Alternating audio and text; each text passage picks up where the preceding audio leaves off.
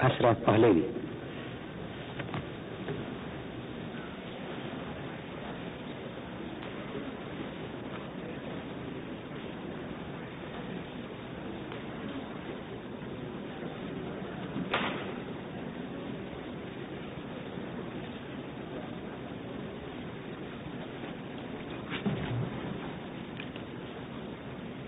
Monsieur le Président,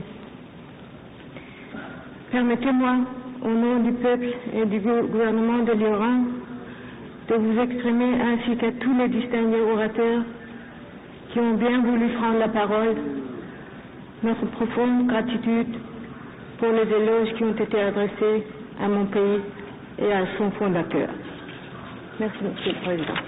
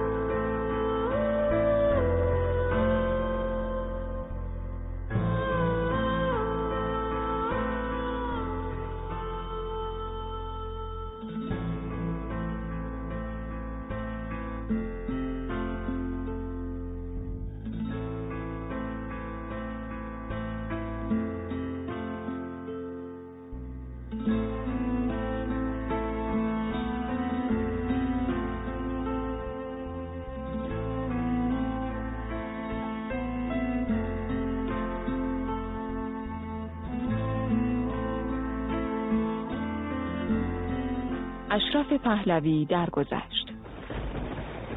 پنجشنبه 17 دی 1394 خواهر دوقلوی محمد رضا پهلوی فوت کرد. او در 96 سالگی در موناکو از دنیا رفت. اشرف را در قبرستان همین شاهزاده نشین کوچک در ساحل جنوبی فرانسه به خاک سپردند. اشرف که رسانه‌های فرانسوی او را پلنگ سیاه نامیده بودند و روزگاری زنی قدرتمند بود، در 4 سال آخر عمرش همه چیز را از یاد برده بود و اطرافیانش را نمی شناخت. اما اشرف در روزی رفت که یادآور اتفاق دیگری بود. از تصادف روز بقیدش اشرف روز 17 دیوان با روز کشف ایران مقارن افتاد. ماجرایی که 80 سال قبل توسط پدرش رضاخان اتفاق افتاد تا چادرها به زور از سر زنان برداشته شود. ماجرایی که برای اولین بار اشرف را به ایرانی‌ها شناساند و پای او را وارد تاریخ معاصر کرد. پنجشنبه 17 دی 1314 روز سردی در تهران بود. اشرف در کنار مادر و خواهر بزرگش راهی دانشسرای عالی بودند. این یکی از معدود دفعات بود که شمس و اشرف، دختران 18 و 16 ساله رضاخان، به بیرون دربار می آمدند. پدر به آنها حکم کرده بود باید همراه او به دانشسرای عالی بیایند. پدر که 10 سالی بود شاه ایران شده بود، به آنها دستور داد تا لباس فرنگی بپوشند، کلاه به سر بگذارند و پالتو به تن کنند. رضاخان در ماشین سیاه سلطنتی جلو حرکت می کرد و آنها ستایی ساکت و آرام در ماشین دیگری پشت سر پدر حرکت می‌کردند. مردم بارها محمد رضا ولیعهد آینده ایران را در کنار پدرش دیده بودند، اما تا آن موقع تصویر چندانی از خواهر دوقلوی او اشرف دیده نشده بود. حالا اشرف از کاخ بیرون می‌رفت تا فضایی نو را تجربه کند. اشرف که اطرافیان فرنگ رفته مثل تیمورتاش، فرمانفرما، داور، فروغی و خانواده‌هایشان را دیده بود، دوست داشت مانند آنها لباس بپوشد. اشرف در روز کشف حجاب مثل آنها لباس پوشیده بود و برای همین هیجان زیادی داشت. سوز سرما و شرم حضور باعث شد تا اشرف، مادر و خواهر بزرگش این گونه شتابان پله‌های دانشسرای عالی را پایین بیایند. رضاخان می‌خواست نشان بدهد تجدد مد نظرش را به داخل کاخش هم آورده. حالا اشرف دیگر پایش را از کاخ بیرون گذاشته بود و همه او را به اسم شاه دخت می‌شناختند. در این عکس شما می‌بینید که در ابتدای اعلام جدی کشف حجاب انگار که یک حجاب مدرنی لحاظ شده، انگار که از ترس نگاه دیگران، انگار از ترس برخورد مردم عامی‌تر، لباس‌ها هرچند که بی‌حجابه ولی با پوشش کاملیه. همونجور که شاید برای پنهان کردن نگاه، دزدیدن خودمون از معرض دید دیگران با مو کاور کنیم جلوی دیدمون رو، این لبه کلاها به شکل زیادی از حد متداولش پایین‌تر اومده، لباس‌ها فرمت نظامیش بیشتره، شق و رقی لباس‌ها بیشتر، یا شاید بهتره بگیم که خیلی زنانگی در لباس نیست. 17 دی تا 43 سال بعد و سقوط پهلوی به عنوان روز زن در تقویم جشن گرفته شد.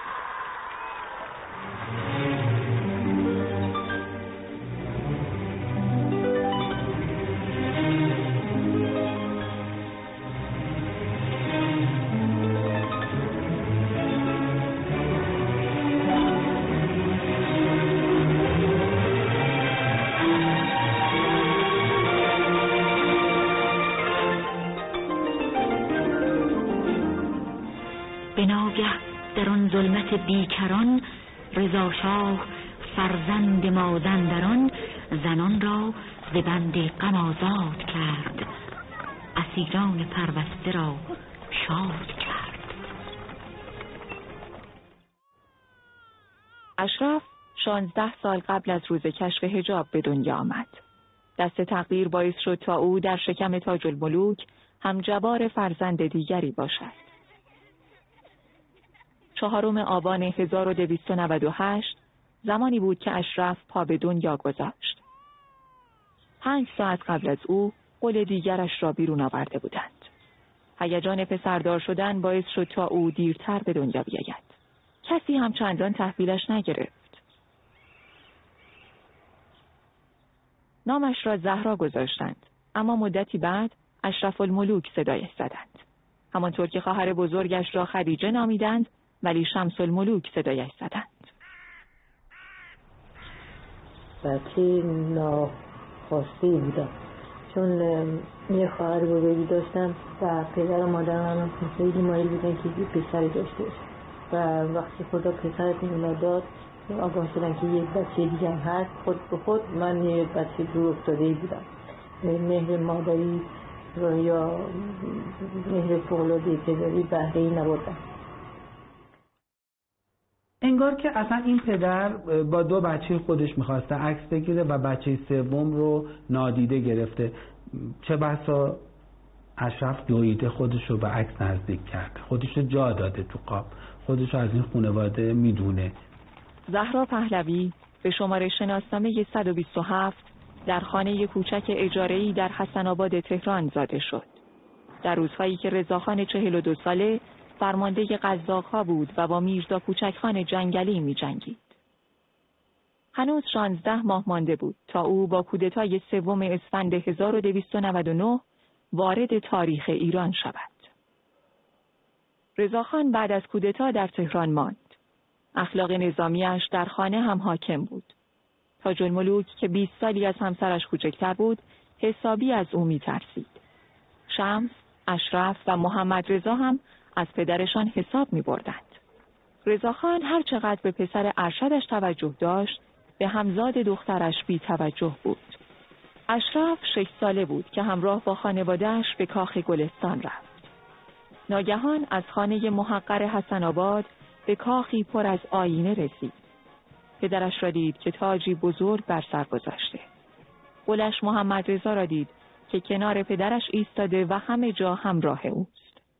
همه به پدرش رضا شاه می گفتند و برادر دوقلویش را ولیعهد صدا می زدند. به او هم لقب شاه دوخت داده بودند. حالا اشرف حیاتی به بزرگی کاخ گلستان داشت. پدرش به تیمورتاش که وزیر دربار بود دستور داد تا به فرزندانش آداب بیاموزد. عبدالحسین تیمورتاش، اشرافزاده فرنگ رفته، معتقد بود مشکل عقب ماندگی ایران اسلام و اصرار به سنت هاست. تیمورتاش چند معلم فرنگ رفته مانند مادام عرفه، فرنگیز خانم و خانم نراقی را به دربار آورد تا به فرزندان رضاخان درس بدهند. بانوی رو که همسر یکی از افسران ارشد رضاشاه هست به نام بانو عرفه که مادام فرانسوی بود، فرانسوی زبانی بود، زیر نظر اون قرار میگیره که مادام عرفه هم زبان فرانسه رو یاد میده به اشرف و همین که از اصطلاح خود کشور فرانسه بسیار به عنوان یک آمال و آرزو براش توصیف میکنه، خیابان شانزلیزه رو، شرایط فرانسه رو، تحصیلات زنان و پیشرفت دختران و بازی‌های اونجا، تفریحات اونجا رو به گونه‌ای که خب اشرف کاملا مجذوب شرایط فرانسه میشه که بعداً هم در سفری که به اونجا میره در سنین تقریبا جوانیش خب بسیار براش جالب بوده اون فضا.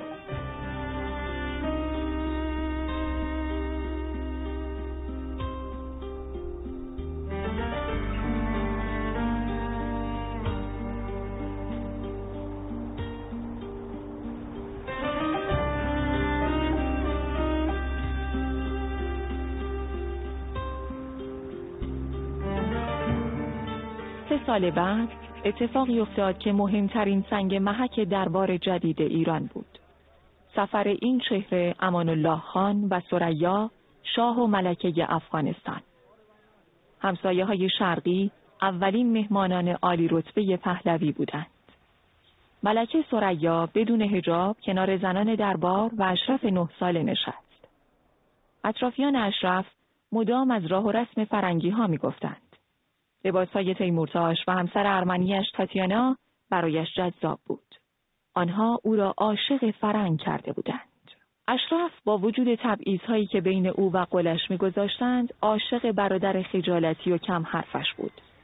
تا 12 سالگی تنها همبازی اشرف برادرش محمد رضا و پسران تیمورتاش بودند. مقطعی است که محمد رضا رو دارن آماده می‌کنن برای بدرقه کردن و صلابتی داره، لباس رسمی‌تر، کلاه نشاندار، مدال روی سینه. اشرف با فرق وسط، مستحکم. معمولا اینجوریه که ما وقتی موهامون رو توی صورتمون میاریم، وقتی یه تاشی میاریم، طره‌ای میاریم، یه ذره به لحاظ روانی میخوایم خودمون رو کاور کنیم، یه ذره میخوایم خودمون رو پنهان کنیم. وقتی اینا رو همه رو میدیم بالا، میدیم بغل و از فراخی صورت استفاده میکنیم، از عریانی صورت استفاده میکنیم، این برای اینکه ما جسارت اعلام بودن رو داریم. از میان پسران تیمورتاش مهرپور به اشرف نزدیکتر بود و اوقاتش را با او می‌گذراند. تمام بازیم و اینا بیشتر با پسرا بود و اصلا عروسک بازی رو در عمرم نکردم. این همانی کردن‌های این دختر بچه از همون دوران کودکی به جهت اینکه قول محمد رضا شاه بود خب آغاز شده بود، یعنی در واقع خصلت‌های آنیموسیشون اصطلاحاً حالا گفته میشه دیگه، اون خصلت‌های در واقع مردانگیشون بیشتر بوده در درونشون تا خصلت‌های زنانگی. برادر که به فرنگ رفت، اشرف تنها شد. او به جز محمد رضا، علی رضا و شمس که خواهر و برادر تنیش بودند، 7 برادر و خواهر ناتنی داشت که کاری به آنها نداشت. تیمورتاش که محمد رضا را به سوئیس برد، پدرش برای اولین بار به آنها اجازه داد تا با او شام بخورند. و از اون موقع ما باید با پدرم خیلی نزدیک بودیم به طوری که نهار و شام رو حتما باید با اون ساعت می‌کرد. از ساعت 11 صبح باید کار می‌کنیم، حضورش بودیم برای ساعت نهار، بعدم هفته میشب البته شام نبود، باید قبل از شام یه مزه‌ای داشتن، یه چیز کوچکی می‌خوردن و ما برایشون کتاب می‌خوندیم. اخلاق نظامی رضاخان با وجود رسیدن به سلطنت تغییر نکرده بود. حتی نقل مکان به کاخ جدید سعدآباد هم باعث نشد تا او قید لباس و روحیه نظامی را بزند. 2 سال بعد از رفتن محمد رضا، اشرف به آرزویش رسید. به بهانه دیدن برادرش، همراه با مادر و خواهرش از راه زمینی راهی اروپا شد.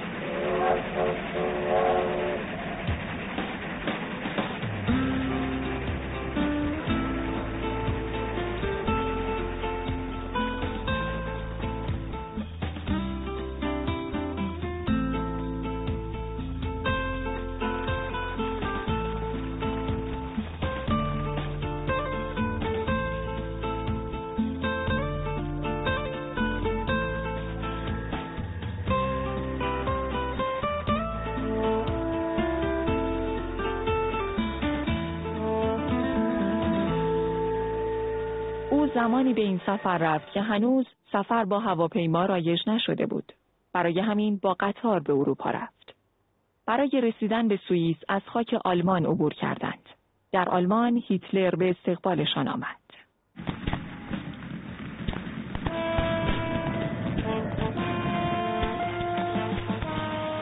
او تازه همه کاره آلمان شده بود. هنوز 6 سال مانده بود تا آتش جنگ جهانی دوم را روشن کند.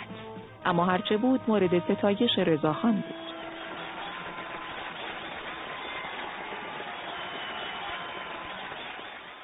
وقتی اشرف وضعیت خوب قلش در سوئیس را دید، از پدرش خواست تا او هم مانند محمد رضا در فرنگ ادامه تحصیل دهد.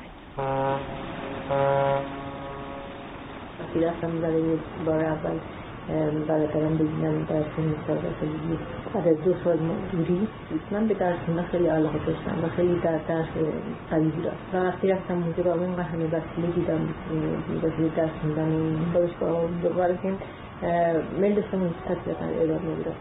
کاغذی که پدرم نوشتم که اجازه بدیم که من اینجا بمونم با برادرم راست جواب دادم که تقریبا به این معنی یعنی شما خلطی زیادی نکنید بفورن با ما دستون برگید. اشرف پهلوی غیر از اینکه مواجه شده با اینکه محبت ندیده، وقتی که یکم بزرگتر شده مواجه شده با یک پدر سختگیر محدود کننده که نیاز به تایید تواناییش هم برآورده نکرده. هیچ وقت در کودکی و نوجوانی اشرف به عنوان یک دختر توانا در ذهن رضاخان و احتمالاً مادر اشرف این دختر پذیرفته نشده. اشرف با اینکه از پدرش جواب رد شنیده بود، اما برایش سوغاتی جالبی آورد. او در آلمان از هیتلر خواست تا عکسی از خودش را برای رضاخان امضا کند. اشرف در سوئیس هم تا توانست چرخید و با خانواده‌اش عکس گرفت. یه عکس خیلی جالب که میتونه وفاداری و یادآوری نسبت به دوره قاجار، چیدن تاخچه ها، آینه در وسط و شمعدان ها در بغل، گلدان در وسط و لاله عباسی ها در بغل، کاملا یک چیدمان شرقی ایرانی که نشأت گرفته از دوره قاجاره.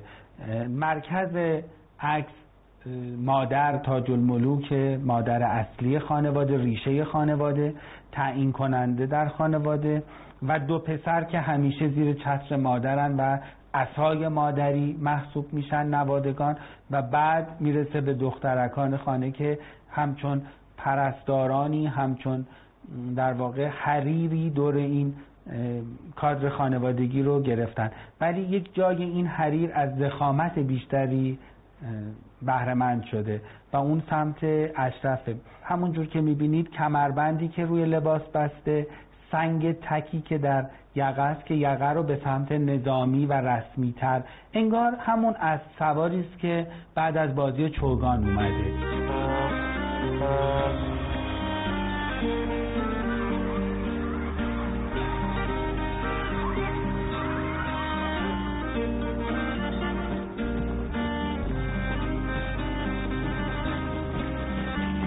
به ماه تابستان 1312 بهترین ماه‌های زندگی اشرف 14 ساله بود.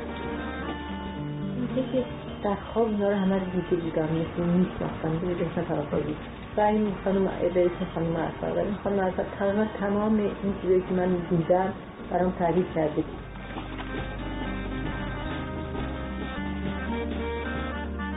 سرکشی‌های اشرف بعد از برگشت از سفر بیشتر شد. او اغلب اوقاتش را در تنهایی می‌گذراند. بهترین تفریحش هم سوارکاری بود. سوارکاری که قطعاً بعد از یک سوارکاری طولانی میاد و خستگی در میکنه. حتی خستگی خودش رو در کاخ و در اندرونی نمیره اعلام بکنه، تکیه میده به درخت توی طبیعت، یعنی خلوت خودش رو ترجیح میده به مشارکت دیگران با خودش در بیان احساسات و حالاتش. کاملا اگر ما سر رو جدا کنیم زنانگی نمیبینیم، کاملا جسارت و شرارت پسرانه جوانی میبینیم. 5 سال بعد که محمد رضا از سفر برگشت، اشرف خوشحال شد. او حالا برادرش را در قامتی نو میدید، اما این سرخوشی زیاد طول نکشید. پدر باز حکم دیگری داد که کام اشرف را تلخ کرد. رضاخان تصمیم گرفته بود اشرف و شمس را همزمان شوهر بدهد. حتی همسران آنها را انتخاب کرده بود. او آنها را دعوت کرد تا کنار زمین تنیس بروند و 2 پسر جوانی را که مشغول بازی‌اند ببینند. اشرف نظرش به فریدون جم، پسر نخست وزیر بود. اما چون شمس بزرگتر بود تمام معادلات را به هم زد. شمس شبانه پیش پدر رفت و فریدون را انتخاب کرد. بنابراین اشرف راهی جز ازدواج با علی قوام، پسر قوام الملک شیرازی نداشت. این ماجرا دلگیری اشرف از شمس را بیشتر کرد. خانواده همیشه توجه بیشتری به شمس داشت. مراسم عروسی اشرف و علی قوام همزمان با عروسی شمس و فریدون جم برگزار شد. ازدواجی بدون روح و احساس. علی قوام برای منفعت شخصی تن به این ازدواج داد و هرگز علاقه‌ای به اشرف نداشت. برای او مهم این بود که داماد رضاخان شده و میتواند در کارهای تجاریش از این موقعیت استفاده کند. این ازدواج برای اشرف به قدری تلخ بود که هر شب قبل از اینکه به رخت خواب برود قرص مسکن می‌خورد. حکم ازدواج اجباری دامن قول اشرف را هم گرفت. 2 سال بعد از ازدواج اشرف، رضاخان برای گره زدن خانواده پهلوی به خانواده متمول پادشاه مصری تلاش کرد. او می‌خواست با حکومتی که هم مسلمان باشد و هم مورد تایید انگلیس وصلت کند. برای همین فوزیه خواهر ملک فاروق شاه مصر را برای محمد رضا خواستگاری کرد.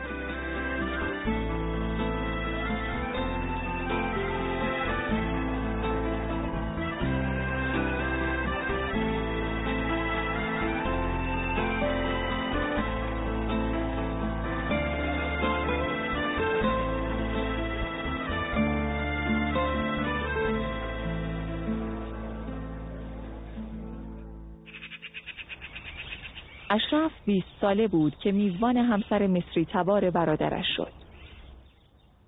علاقه اشرف به محمد رضا باعث شد تا فوزیه مورد حمایت او قرار بگیرد. آنها حتی 1 سال بعد با هم باردار شدند که نتیجهش اولین پسر برای اشرف بود که اسمش را شهرام گذاشت. فوزیه هم شهناز را به دنیا آورد.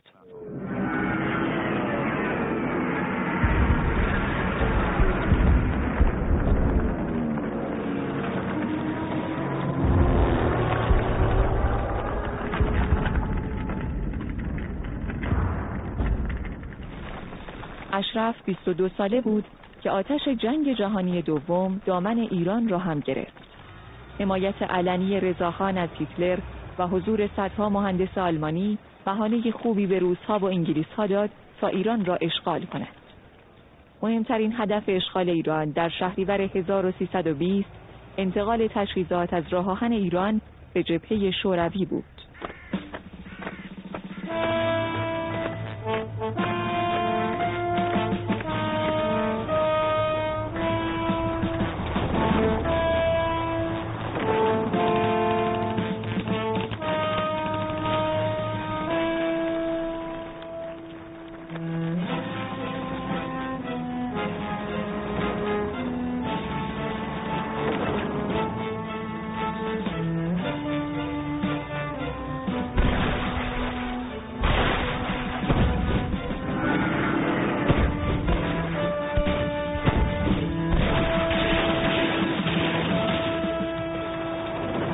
قوام از ترس تنهایی به سفارت انگلیس فرار کرد و اشرف را تنها گذاشت.